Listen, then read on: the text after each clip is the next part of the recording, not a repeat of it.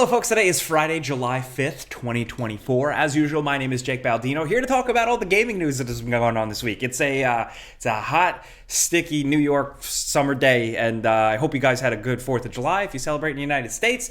But with that, let's just jump into the news. There's a lot. The first thing actually involves The Witcher 3, believe it or not. Who knew we'd be talking about that again? But it's for a pretty cool reason. So if you guys don't remember, the developers CD Projekt Red, a couple months back, dropped their Red creation tools or whatever it is, where players can dive into things like The Witcher 3, mod it, tweak it, really mess with it, and they're enabled by these tools provided by the developers now. So with that, people have been making cool stuff with the code and everything in The Witcher 3, but they've also unearthed some cut content. Yeah, nobody really expected this, but a Witcher 3 modder kind of uncovered some cut, unfinished ending stuff that changes some things. So shout out to the YouTuber X Latalis and the modder Glassfish777 for both doing this and then breaking this down. There's a lot of stuff after essentially Geralt's big battle with the final big bad of the Wild Hunt. It kind of changes how the end of that fight goes down and how Geralt wakes up after the fight. There's some interesting new dialogue. It's like back at the camp,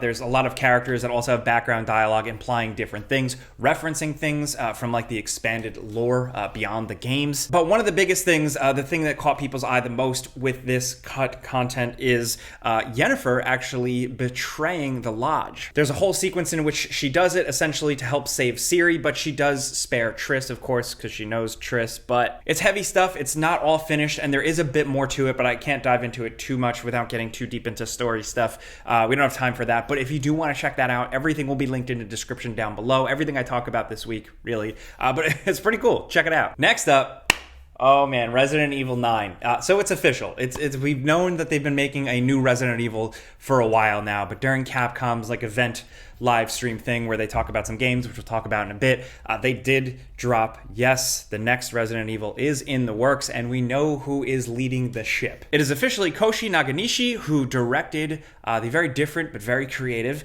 Resident Evil 7. He also directed Revelations, so there's a good mix there. His quote is simply, in terms of ideas and stuff, "It was really difficult to figure out what to do after Resident Evil 7, but I found it. And to be honest, it feels substantial. I can't share any details yet, but I hope you're excited for the day I can." Not gonna lie, a little quote like that, maybe it's because I'm a Resident Evil fanboy, that gets me excited for a variety of reasons. Did he come up with a new creative spin on taking horror to a different place, like with Resident Evil 7? Or, I don't know, is it a cool idea that brings things back around to the original lore, the original characters? Because I've heard rumblings for the past few years now that the next game is going to be back at a Jill, Chris, Leon type of thing. But you never know. With Resident Evil and with Capcom as a brand and what they're doing with it, they might just want to continue to push it forward into new weird stuff. So I have no idea what they're actually going to do. Either way, I try them all. I like them all for different reasons. They're all my children. But let me know what you guys think about Resident Evil in the comments, especially with where a possible 9th game could go. Now in some interesting news, Rockstar Games. I wanted to point this out because I did see people sending this to me. Rockstar did some sticky business, I guess, with Grand Theft Auto Online. There's always stuff, but it seems like now there's this new stuff you can do in GTA Online involving your phone, specifically to get money from your businesses. And a couple of other little quality of life improvements, stuff that's always been a pain in the ass in the game, now is made easier, but unfortunately, you have to have the GTA Online Plus subscription, that $8-9 a month subscription to get these features, which feels not great. A lot of people are pretty pissed, and I was worried. A lot of people were worried it was a matter of time before interesting, really good stuff would be locked behind that paywall subscription. So there's that. But in other news, a former Rockstar developer came out and basically confirmed what we all, have thought. He's a cutscene, camera, cinematic director for Grand Theft Auto 5. He confirmed that he did work on the Agent Trevor DLC that was leaked, that single-player GTA 5 DLC that never dropped. He also stated that in his mind, he thought Rockstar had enough resources to continue GTA 5, single-player DLC stuff and GTA Online. But he said the reality is that they prioritized GTA Online once they saw how big of a cash cow it was. that is like no duh. We all know that at this point. But this statement did make the headlines, so I figured I'd bring it up, give you the context. At this point, that's where it's at. I don't really care anymore. I'm just sitting around waiting for Grand Theft Auto 6. Next up, Dead Rising, the deluxe remaster. Not an HD re-release, not a remake, not just a regular remaster, no, a deluxe remaster. We talked about the announcement of this, but now this week Capcom gave us a full deep dive of it, and it is a pretty comprehensive overhaul. Little improvements and tweaks to the way the autosaves work and how the controls work, but ultimately, and looking at a bunch of gameplay they dropped, it does look like it is going to play the same.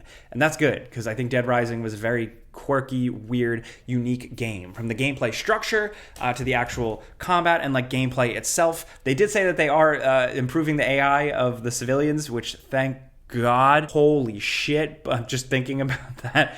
But otherwise, like, we get to see the visuals, the overhauled character models and stuff like that. The visuals are interesting. They are a big overhaul, real-time lighting, stuff like that. It does look a little desaturated in a weird way compared to the original game's like bold colorfulness. I don't know what to make of that, but it does otherwise look like they're making the right moves here, and I'm looking forward to jumping back in. As somebody who never really replayed Dead Rising, I played the hell out of it when it dropped.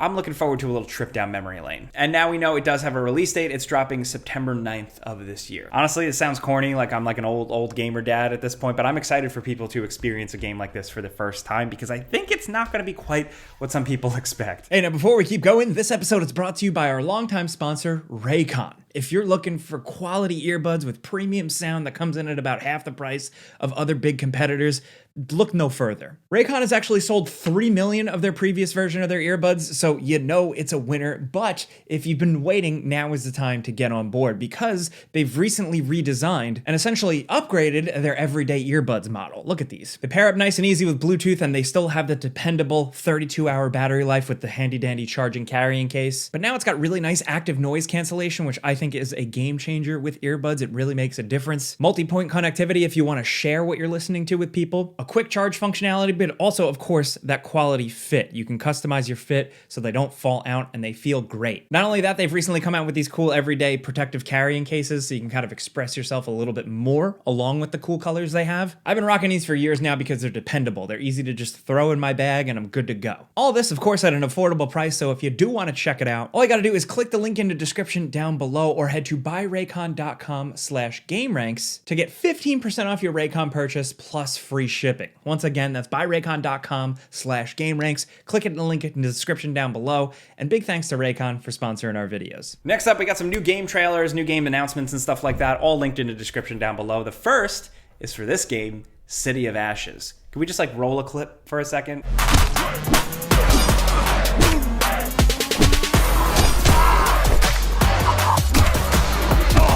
Like, this is corny as hell. This is cheesy. At first, I was like, oh, cool. It's like a throwback brawler, corny, like early 2000s thing. But the more I watched this, I was like, oh boy, what's going on here? Look, it's July. All right, like we don't have a lot going on right now.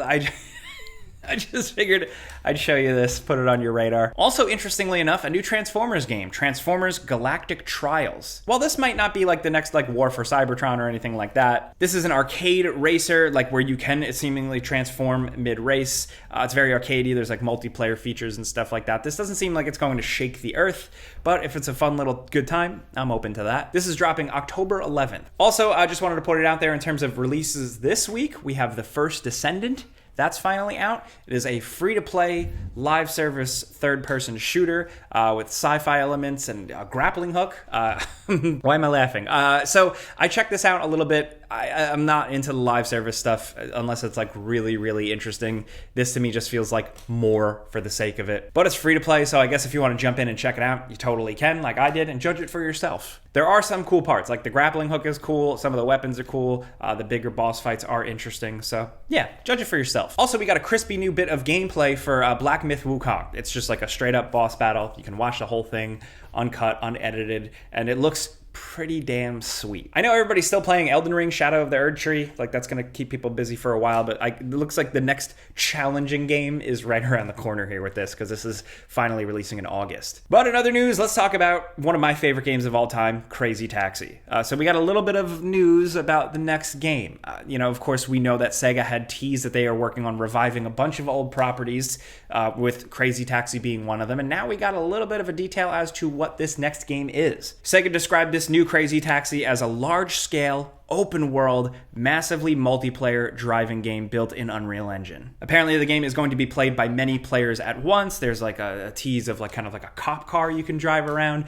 And I know a lot of people hear like big AAA open-world MMO title applied to such a classic fun game and immediately freak out. And honestly, I'm the same. I'm a little cynical sometimes with stuff like this, but I'm just wondering like how, other than just like re-releasing the old game, how you make a new Crazy Taxi game in this gaming world environment and make it endlessly playable. It's the type of game where they're going to want to make it endlessly playable, right? That's the reality. They want to make a bunch of money. I'm not making excuses for Sega, but I'm almost saying I should have seen this coming. If the core gameplay loop is tight, if they really come up with a fun, like freshened up formula for literally just driving around, picking people up, crashing through buildings and dropping them off somewhere else, I want to see that. I think it would be funny if they do like a fun spin on like Uber and have like Crazy Taxi versus like crazy rideshare apps. I don't know.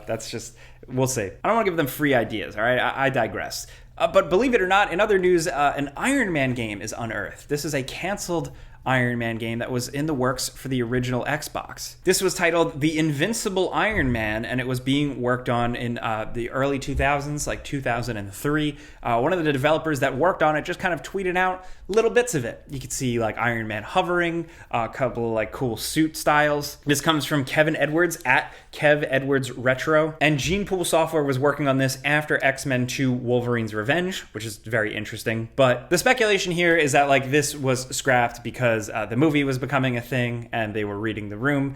I don't know for sure, but eventually we got more Iron Man games. They weren't really great, but thankfully there's that new one in the works from EA and Motive. So we'll see where that goes. But in other news, Space Marine 2's multiplayer beta, if you were waiting for that has been canceled. The developers did say that they canceled this open multiplayer beta before the game releases to focus on their resources, just like trying to get the game perfect for launch. I know that sounds kind of counterintuitive, but a lot of the times a beta this far right before a game's release is really just network testing more than anything else. But I don't know. It still kind of leads to question marks and a lot of people kind of being worried, or like, this game has been delayed so many times already. What's going on? From what I got to see of the game behind the scenes and a little bit at Summer Game Fest, it does look cool. They did also come out and transparently say the game is going to be about 12 hours, and then there are a bunch of other modes, but that main campaign is 12 hours, so that's for you. Judge accordingly in terms of your wallet. Yeah, I just hope this is good, because I've said this before. I don't know anything about Warhammer, but I always think Space Marines are cool, and the first Space Marine game was great, so I'm still checking this out. Oh, and then out of nowhere, it's been officially confirmed, like, they are working on it right now. A Watch Dogs movie is in production. They're shooting it, they're filming it. We barely know anything about it. Ubisoft is obviously involved in some of the production stuff. We know the two leads, some of you guys may recognize from some shows, but the director is kind of like a small-time director, only directed a few things, nothing I recognize. I really wonder how this is gonna go down and like what angle of Watch Dogs they're gonna take. Are they gonna do like Watch Dogs 1, Watch Dogs 2, Watch Dogs 3, because they're all very different. I think if they actually do a good job on this, this has the potential to blow people away. You haven't seen like this type of thing in like a modern, awesome movie. If they make it relevant and fresh, what if there was a guy out there that could hack all your shit, hack your phone, ruin your life, and like make it cool and make them bad? I don't know. There's so much they could do with this. Are they going to do it? I don't know, but I'm willing to hope they give it their best shot, and maybe we'll get something cool. I know it's like, oh, video game adaptations, now it's a little 50-50. Sometimes they're actually great. Sometimes they're still not, but every once in a while, we get some good ones. So I guess I'll end on that this week. Some wishful thinking, right? That's all we can use. So let me know in the comments what you think about all the stories going on this week from that cool little canceled Iron Man project. I posted the tweet thread if you want to check that out. To all the new trailers revealed, like City of Ashes, what a banger. To Grand Theft Auto Online and everything going on with that. What do you think about the Witcher cut ending stuff. It's like not the ending of the game, but it's like almost the ending of the game. Let me know what you think about that stuff. If you have any more fan insight, hit us up in the comments, man. We want to hear from you. We'll be down in the comments as much as possible, but of course, if you want to yell at me directly, you can find me on Twitter and Instagram at Jake Baldino. Clicking the like button does help this video. Legitimately, I am here every week to just get you caught up on the news real quick. I never sleep. But that's it. I've talked enough. You guys have a great weekend. Be safe. I'm Jake Baldino. Pizza's on me.